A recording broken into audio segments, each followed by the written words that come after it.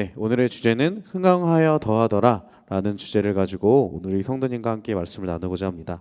네, 오늘의 주제 흥왕하여 더하더라 라는 말씀이 조금 많이 어색할 수도 있고 좀 어려울 수도 있는데, 이 말씀은 하나님의 말씀이 점점 널리 퍼지고 믿는 사람들이 많아진다라는 뜻을 가지고 있습니다. 그래서 오늘 옆에 있는 성도님들과 함께 이렇게 축복의 인사를 나눴으면 좋겠습니다. 우리 성도님을 통하여 하나님의 말씀이 흥왕하여지기를 바랍니다. 좀 길죠? 자, 성도님을 통하여 하나님의 말씀이 흥왕하여 더하지기를 축복합니다. 네, 네, 감사합니다. 그래서 우리 성도님들 통하여서 정말 오늘 말씀을 통하여서 정말 우리 성도님들, 우리 교회를 통하여서 더욱 더 많은 사람들이, 믿는 사람들이 더욱 더 많아지고 복음이 전파되기를 소망하며 나아갑니다. 네, 벌써 2026년 1월 둘째 주가 되었습니다. 25년 아직도 저는 연도 쓸 때마다 자꾸 25를 썼다가 한 번씩 고치면서 26으로 자꾸 바꿔 쓰면서 아직도 26년이 다가온 것들이 믿기지가 않을 때가 있는데, 날씨가 그래서 그런 건지도 모르겠어요.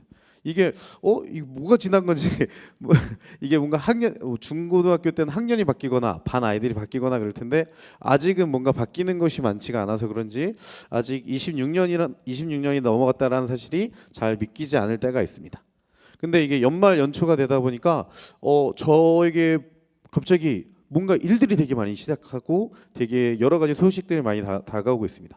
그 중에서 제가 가장 기쁜 소식은 저희 와이프가 좀 좋아하지 않을지 모르겠지만 제가 어렸을 적부터 같이 자라오던 친척 동생이 저희 집에 같이 살아오던 친척 동생이 있습니다. 근데 그 친구가 여자친구인데 결혼을 안 한다라고, 나는 미혼이 될 거야, 나는 결혼 안 할 거야 라고 했던 친구가 갑자기 좋은 형제를 만나고 저에게 와가지고 결혼한다고 얘기를 하더라고요.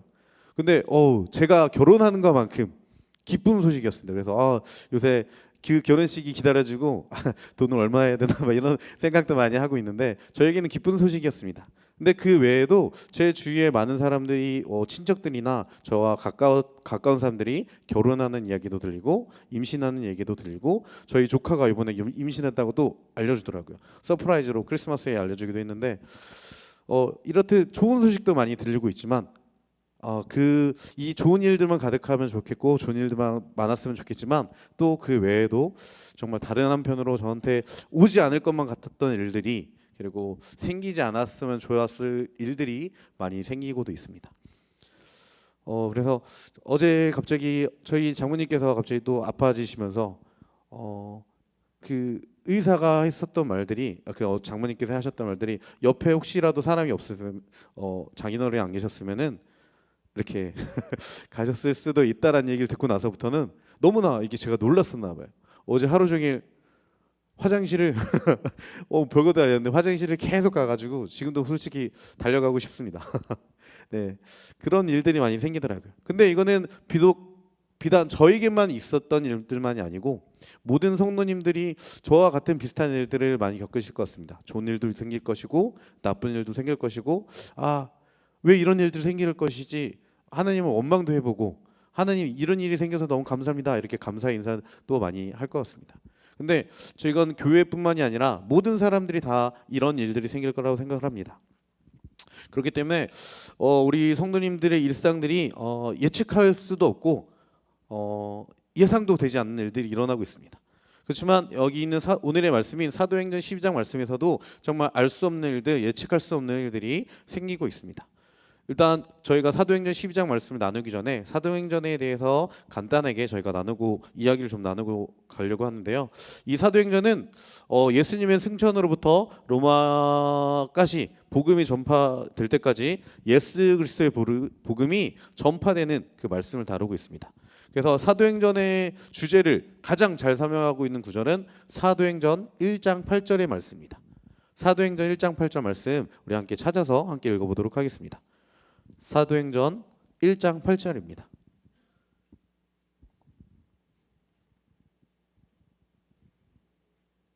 네, 사도행전 1장 8절 저 앞쪽으로 하시면 있습니다. 네, 찾으셨으면은 저희 한번 사도행전 1장 8절 말씀 함께 읽어보도록 하겠습니다. 함께 읽겠습니다. 오직 성령이 너희에게 임하시면 너희가 권능을 받고 예루살렘과 온 유대와 사마리아와 땅 끝까지 이르러 내 증인이 되리라 하시니라. 아멘. 자, 이 말씀과 같이 사도행전의 주제를 이루고 있는 1장 8절의 말씀을 보면 성령으로 인하여서 온 유대와 사마리아 이르기까지 하나님의 말씀이 전파되는 복음을 가진 것이 이 사도행전입니다. 그래서 승천하신 그리스도께서 보내주신 성령을 통해 사도들이 성령님과 함께 복음을 전파한 내용이 바로 사도행전입니다.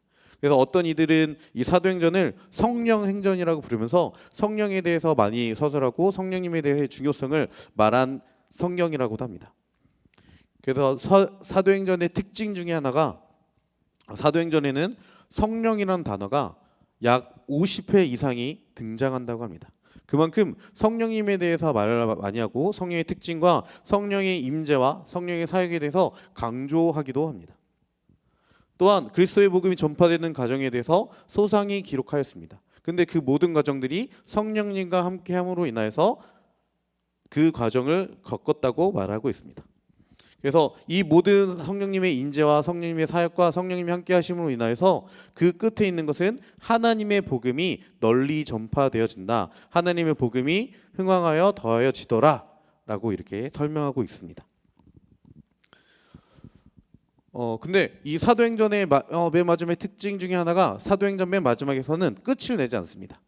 그래서 사도행전의 복음이 거기서 끝나는 것이 아니라 지금 현재에게 우리에게까지 우리를 통하여서 하나님의 말씀이 더욱더 멀리 전파해야 된다는 사명감을 우리에게 전달하고자 하는 그 특징도 가지고 있는 것입니다. 그래서 다시 12장으로 와서 보시면 알 수 없는 일들에 대해서 저희가 왜 알 수 없는 일들인지 정말 이 미스터리한 일들이 왠지 한번 살펴보도록 하겠습니다. 12장 위에 이렇게 보시게 되면은 조그맣게 주제로 이렇게 적혀 있습니다. 야고보의 순교와 베드로의 투옥. 그리고 20절 위에는 헤롯이 죽다라는 이렇게 소 제목을 가지고 있습니다. 그래서 사도행전 12장은 헤롯 왕이 야고보를 죽이고 그리고 베드로를 감옥에 가두는 사건, 그리고 베드로가 감옥에서 탈옥하는 사건들에 대해서 다루고 있습니다. 그래서 일단 이 말씀을 다룬 중에 이 헤롯 왕을 한번 먼저 살펴보도록 하겠습니다. 이 헤롯 왕을 살펴보면은 헤롯 왕은 유대인들을 위한 친유대인들을 위한 정책을 많이 펼쳤던 사람입니다. 그 사람들의 그 유대인들에게 잘 보이기 위해 정책을 펼치고 그 유대인들이 싫어했었던 그리스도인들을 많이 박해하며 많이 가두고 많이 힘들게 했던 사람이 이 헤롯입니다. 그래서 이 헤롯이 1절과 2절 말씀 오늘의 본문이 되는 12장 1절하고 2절 말씀을 한번 읽어보도록 하겠습니다. 다시 본문으로 돌아서 12장 1절 2절 말씀 함께 읽어보도록 하겠습니다. 네, 함께 읽겠습니다.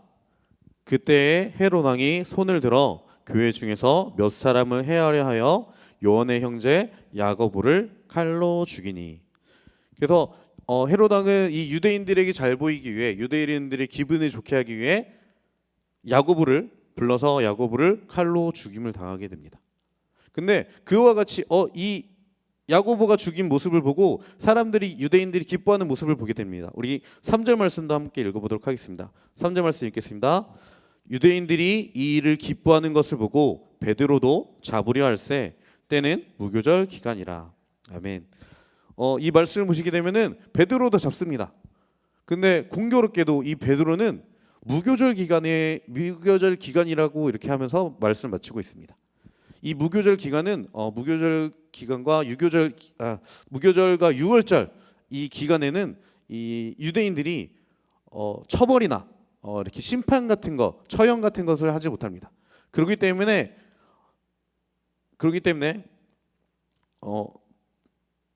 야고보는 칼로 죽였지만 베드로는 칼로 죽이지 못하고 처형하지 못하고 감옥에 가두게 되는 것입니다. 근데 자칫 보면은 저는 이 모습 속에서 좀 많이 신기했습니다. 왜 어떤 이는 죽임을 당하고 왜 어떤 이는 감옥에, 똑같은 상황인데 똑같이 하나님의 말씀을 전파하던 사도들인데도 불구하고 어떤 이는 감옥에 가고 어떤 이는 순교를 당하고, 이 중에 어떤 것이 좋다라고 말은 할 수 없겠지만 그래도 살아있는 게 더 좋지 않을까라는 이런 마음을 더 가졌습니다. 근데 이것에서 끝나는 것이 아니라 이제 뒤에 있는 말씀을 보시게 되면은 이 베드로는 탈옥을 하게 됩니다. 근데 이 탈옥을 막기 위해서 이 헤롯은 머리를 많이 썼습니다. 우리 한번 4절 말씀 한번 읽어보도록 할까요? 함께 읽겠습니다. 잡음에 옥에 가두어 군인 내식인 내 패에게 맡겨 지키고 유월절 후에 백성 앞에 끌어내고자 하더라. 아멘. 이 4절 말씀을 보시게 되면은 무교절 기간 유월절이 끝나고 난 이후에 이제 데리고 와서 유대인들에게 보기 좋게 하기 위해 처형을 시키려고 하기 위해서 이 병사들을 네씩 네 패로 나눠서 16명 정도 되는 인원이 이 감옥을 지키게 하게 됩니다. 근데 왜 이렇게 지키냐면은 이전에 사도들이 감옥에 가서 탈옥된 것들이 되게 많이 있었거든요. 그렇기 때문에 이 탈옥을 시키지 못하기 위해서 정말 철저하게 막는 모습을 보여주고 있는 말씀이 이 4절에 있는 말씀입니다. 그래서 사도행전 5장 17절부터 20절 말씀에서는 사도들이 감옥에서 탈옥한 전적이 있기 때문에 철저하게 이번에 탈주를 못하기 위해 그들을 막았던 것입니다. 그런데 그런 절망적인 상황들 속에서도 베드로는 천사의 도움으로 탈옥을 하게 됩니다. 여기서 우리가 생각해보자 하는 것은 주의 제자 야고보는 순교를 하였고 베드로는 감옥에서 풀려나게 됩니다. 똑같은 시기인데도 불구하고 말이죠.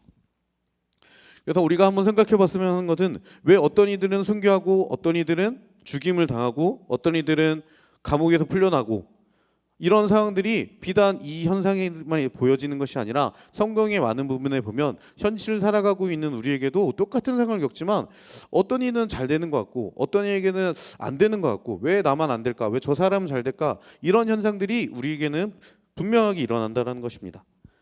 또한 베드로는 천사의 도움을 받아 감옥에서 도망하였지만 이에 후에는 사도 바울이 신라와 감옥에 갇혔을 때 이 천사의 도움으로 이 감옥에서 도망갈 수 있음에도 불구하고 이 사도 바울은 그곳에서 하나님을 찬양합니다.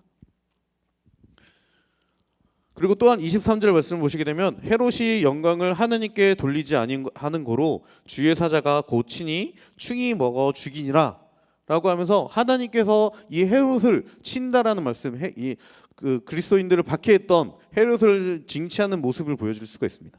근데 왜 어떤 이는 징치를 하고 어떤 이는 징치를 하지 아니하는 모습들을 성경 속에서는 볼 수가 있습니다.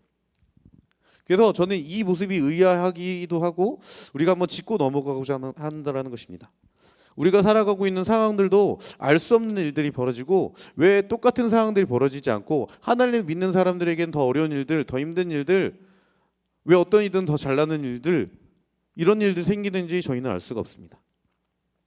하나님 말씀을 믿고 따라감에도 불구하고 교회마다 상정이 다르며 사람들마다 다르며 사역자들마다 다르며 모든 것이 다 다릅니다. 우리가 그 모든 것들 내게 무슨 일이 일어날지 모르겠지만 우리는 그 가운데서 하나님을 바라봐야 됩니다. 이 사도행전의 말씀을 보시게 되면은 하나님의 성령님이 함께함으로 인하여서 이 사도들에게 정말 힘든 일들, 어려운 일들이 많이 생깁니다.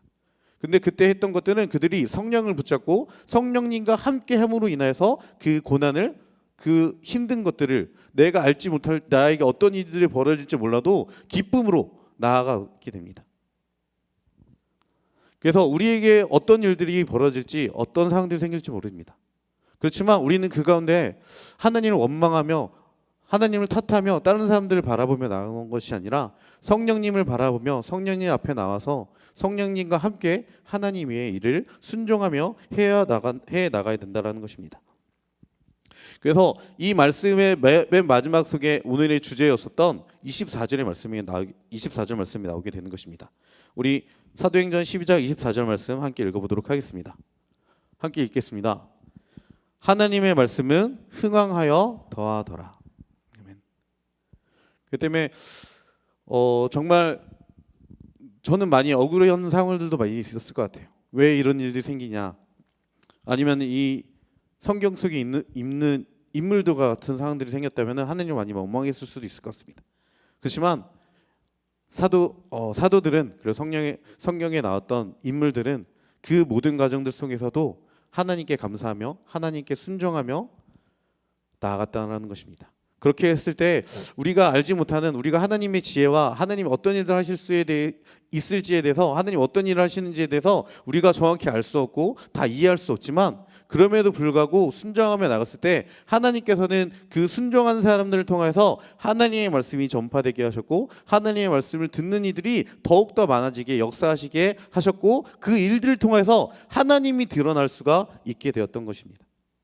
그렇기 때문에 우리는 정말 우리에게 어떤 일들이 다가올지라도 우리는 힘든 일이 다가올 때나 어려운 일이 다가올 때 하나님 앞에 나가서 성령님과 함께 성령님이 주시는 마음으로 어떤 상황들 속에서도 순종하며 나갈 수 있는 우리 담빛교회가 되기를 소망합니다. 네, 지금 저희 한국교회는 죄송한 말씀이지만 위기라고 생각을 합니다.